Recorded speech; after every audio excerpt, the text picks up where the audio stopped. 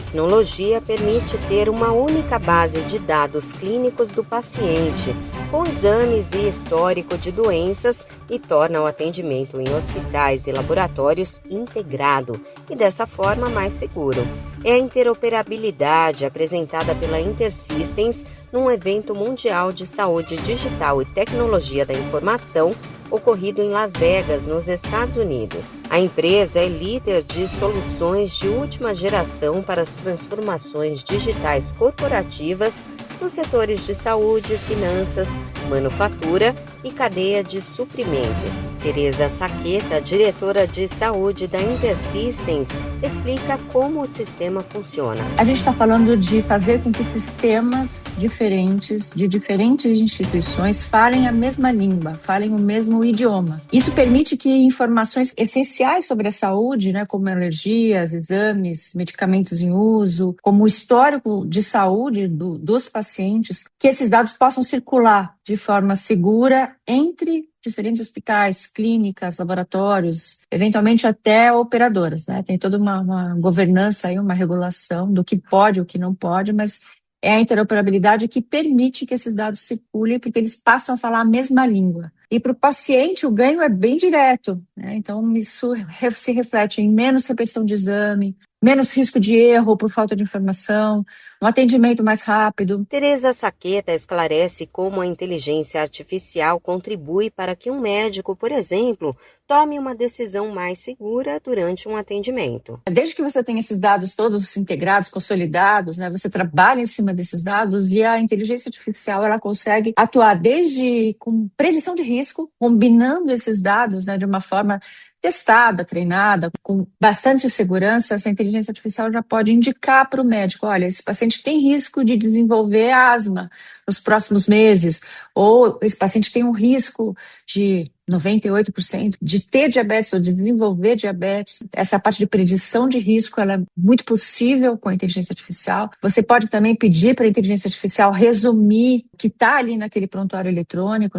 Pode gravar a conversa entre o médico e o paciente, incorporar esses dados no prontuário. Mas a especialista destaca que o paciente tem que sempre estar ciente de que a inteligência artificial está sendo usada. A diretora de saúde da InterSystems aponta como a tecnologia apresentada ajuda a modernizar os processos sem atrapalhar o funcionamento dos hospitais. É possível hoje promover essa interoperabilidade, essa visão da jornada do paciente, 360 graus, sem necessariamente mexer nos sistemas que já estão funcionando no hospital. Tem pessoas que falam sobre prontuário único, não é necessário ter um prontuário único. Cada instituição pode continuar tendo o seu próprio prontuário, seus próprios sistemas ali dentro, mas cria-se uma camada, o caminho mais seguro, mais rápido, você cria uma camada para integrar esses dados. É isso que faz essa camada que a gente chama de interoperabilidade. Tereza Saqueta afirma que o assunto também foi debatido na Brasil Summit, encontro voltado à comunidade brasileira de saúde e tecnologia, que teve como objetivo a troca de experiências no setor. A diretora de saúde da InterSystems diz que, na ocasião, foram apresentados exemplos de startups capazes de acelerar a criação de novos aplicativos e soluções para diminuir os custos de planos de saúde e de hospitais. Da Rádio 2, Fabiola Altran. 3 em cada 10 adolescentes brasileiros já experimentaram cigarros eletrônicos. Esse é um dos achados da Pesquisa Nacional de Saúde do Escolar, recém-divulgada pelo IBGE. De acordo com os dados, o uso de dispositivos como vapes e pods entre jovens de 13 a 17 anos saltou de 16% para quase 30% nos últimos 5 anos. O crescimento é ainda maior quando observado o uso frequente. O consumo nos 30 dias anteriores ao levantamento registrou uma alta superior a 300%, passando de 8,6% para 26,3% em 5 anos.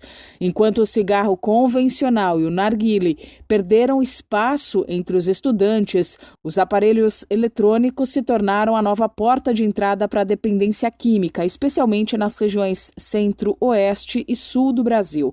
O perfil da pesquisa revela que as meninas lideram a experimentação e que o uso é mais comum entre alunos da rede pública de ensino. Especialistas alertam que, apesar de serem comercializados com um apelo moderno e sabores variados, esses produtos contêm nicotina e metais pesados, substâncias que prejudicam o desenvolvimento cerebral e causam danos severos aos pulmões. Vale lembrar que no Brasil, a venda, a importação e a propaganda de cigarros eletrônicos são proibidos pela Anvisa. Da Rádio 2, Milena Abreu. A Ouvidoria Geral do Sistema Único de Saúde, o SUS, realizou mais de 13 milhões e 700 mil orientações de saúde em 2025. O serviço funciona como canal direto entre o Ministério da Saúde e a população, recebendo pedidos, denúncias, sugestões e dúvidas sobre atendimentos e programas públicos.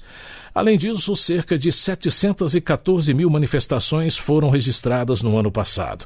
A maior parte dos contratos envolve temas como farmácia popular, dignidade menstrual e mais médicos. Quando a demanda é federal, ela é encaminhada para áreas do Ministério da Saúde. Já questões de Estado e municípios seguem para os órgãos responsáveis. Para o ouvinte, o serviço é uma forma de buscar informações, registrar reclamações e acompanhar respostas sobre serviços de saúde. Os atendimentos são feitos pela Central 136, pelo site falabr.cgu.gov.br e também por WhatsApp 0800 275 0620, com mensagem de voz, chatbot e SMS. Da Agência Rádio Gov em Brasília, José Carlos Andrade. Choperia e restaurante Chapa Quente. Mais que um lugar para comer, um espaço para viver bons momentos. Na praça de alimentação do Friburgo Shopping, de segunda a segunda, o sabor ganha destaque. Petiscos preparados com carinho, pratos à la carte feitos na hora, comida quilo com qualidade e o chopp sempre gelado.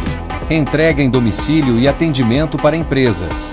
WhatsApp 229 9820 5534.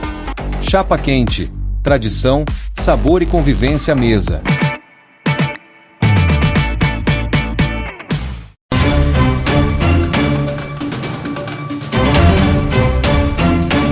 142 municípios do Rio Grande do Sul alegam enfrentar falta de óleo diesel. O conflito no Oriente Médio criou um cenário de escassez no mercado internacional de petróleo e obrigou prefeitos gaúchos a suspenderem obras e atividades dependentes de maquinário para racionalizar o combustível. Serviços na área da saúde, como o abastecimento de ambulâncias para o transporte de pacientes, estão sendo priorizados, enquanto o transporte escolar e a coleta de lixo em diversas cidades são revistos. O questionário da Federação das Associações de Municípios do Rio Grande do Sul foi respondido por mais de 300 prefeituras. A presidência da entidade afirma que vai acionar os governos federal e estadual na busca de alternativas. A guerra jogou pressão sobre os estoques existentes no Brasil e sobre a Petrobras, principal fornecedora do mercado interno.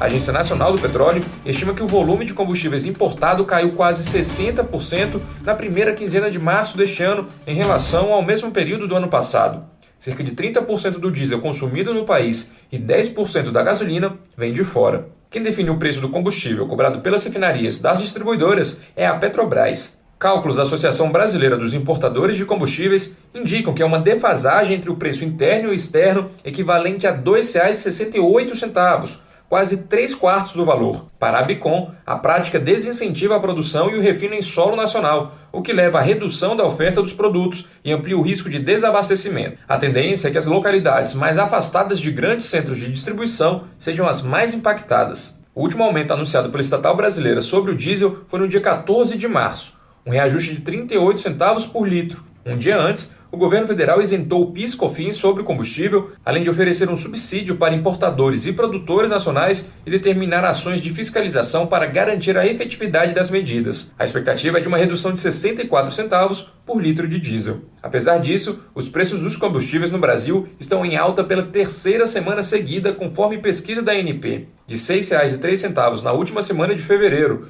data do ataque dos Estados Unidos e Israel ao Irã, para R$ 7,26 na semana encerrada no sábado passado, dia 21. Reportagem Álvaro Couto. A confiança do consumidor brasileiro voltou a subir em março, depois de 2 meses de queda. O índice avançou 2 pontos e chegou a 88,1, o maior nível desde dezembro do ano passado. A melhora foi puxada pelas expectativas para os próximos meses, com consumidores mais otimistas em relação à renda, emprego e inflação. O indicador que mede a situação financeira futura das famílias foi o destaque, com crescimento significativo. Apesar disso, a avaliação do momento atual ainda mostra cautela. Segundo a Fundação Getúlio Vargas, fatores como a redução dos juros e maior estabilidade econômica ajudam a explicar o aumento da confiança. Reportagem, Júlia Borges. O governo federal destinou 100 computadores a povos indígenas de 10 aldeias de Tabatinga, no Amazonas. As doações foram feitas a partir do acordo de cooperação técnica firmado entre os Ministérios das Comunicações e dos Direitos Humanos. Sônia Faustino, secretária executiva do Ministério das Comunicações, destacou que os materiais ajudam a garantir o direito humano à inclusão digital e à promoção da cidadania em áreas remotas. Quando levamos computadores para uma comunidade indígena, não estamos apenas entregando equipamentos.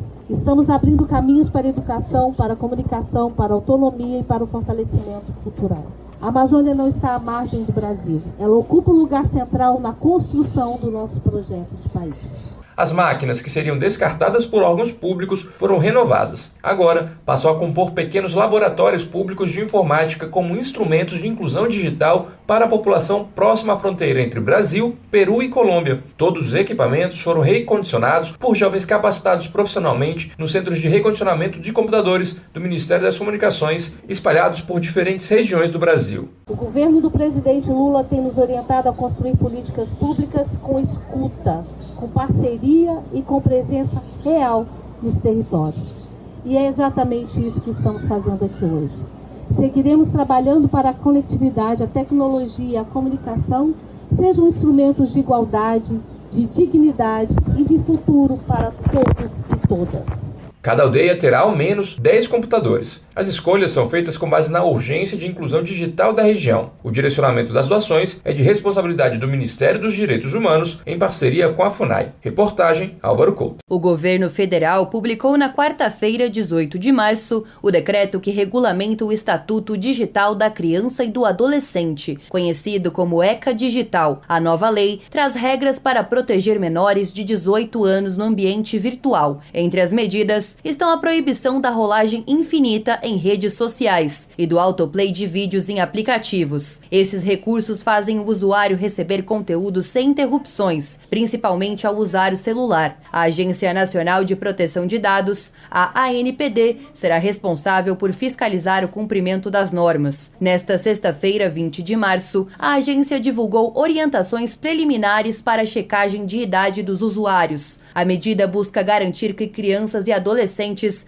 não tenham acesso a conteúdos inadequados. O controle deve ser implantado em 2 etapas. Primeiro, nas lojas de aplicativos e sistemas operacionais, de forma imediata. Depois, em agosto de 2026, será ampliado para outros setores, conforme o risco de cada serviço. Durante cerimônia no Palácio do Planalto, o presidente Luiz Inácio Lula da Silva assinou 3 decretos que regulamentam o ECA Digital. Entre as novidades está a criação do Centro Nacional de Proteção à Criança e ao Adolescente, ligado à Polícia Federal, que vai centralizar denúncias e investigações de crimes digitais. Com informações da Agência Brasil, reportagem Maria Clara Abreu. Reúna os amigos e a família e vá ao Bona Pizza. O funcionamento é de segunda a segunda até às 10 da noite. Localizado na praça de alimentação do Friburgo Shopping, o Bona Pizza oferece pizzas doces e salgadas, lanches rápidos, sucos e refrigerantes. Bona Pizza do Shopping da Praça. Telefone com WhatsApp 2523 3025. 2523 3025.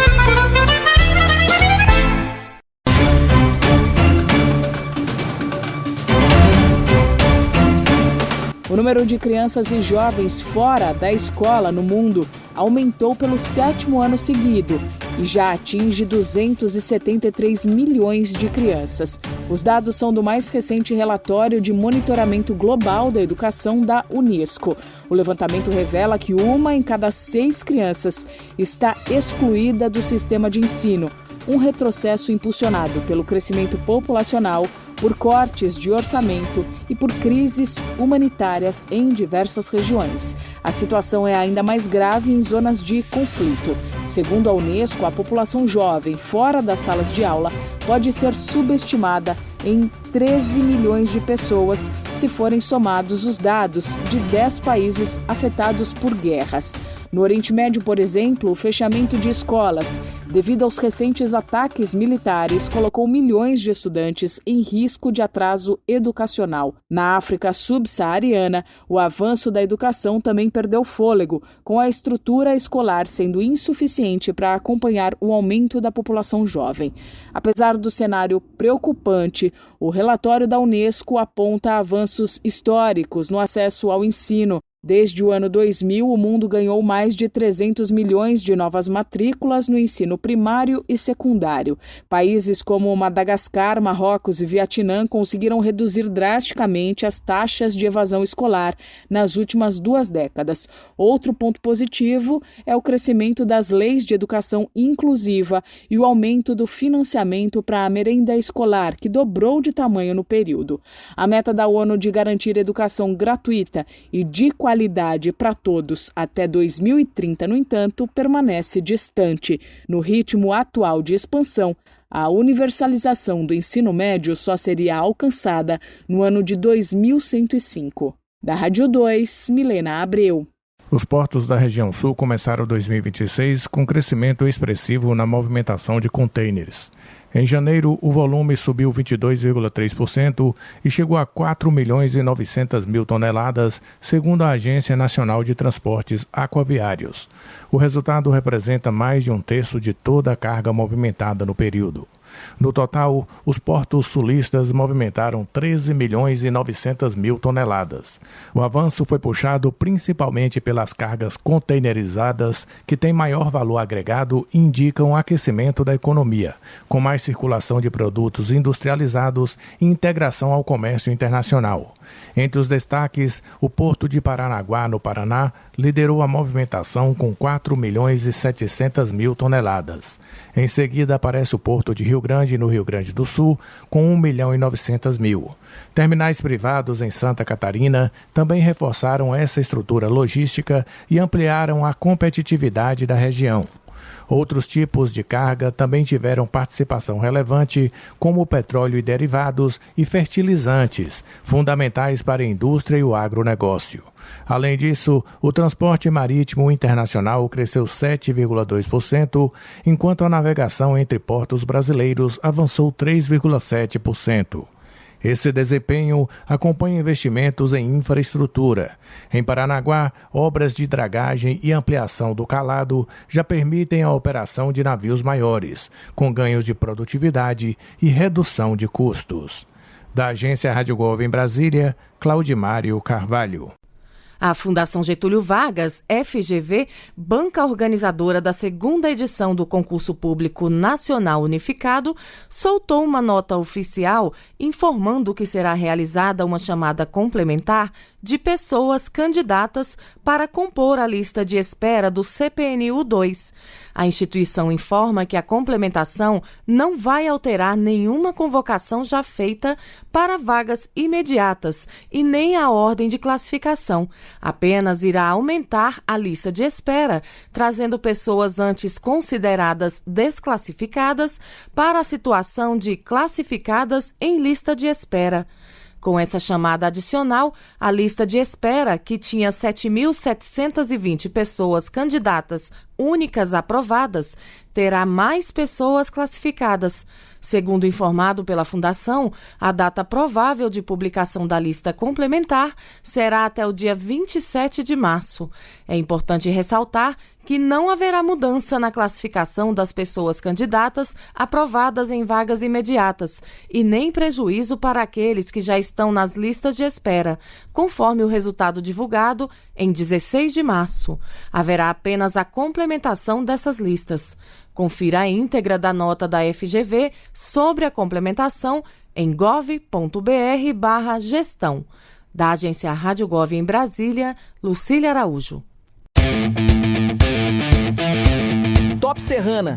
o portal que conecta você com música, jornalismo, cultura e comunidade. Conteúdo, participação e alto astral. Todos os dias. Uma rede formada a partir de relacionamentos e parcerias. Top Serrana, sua casa na internet.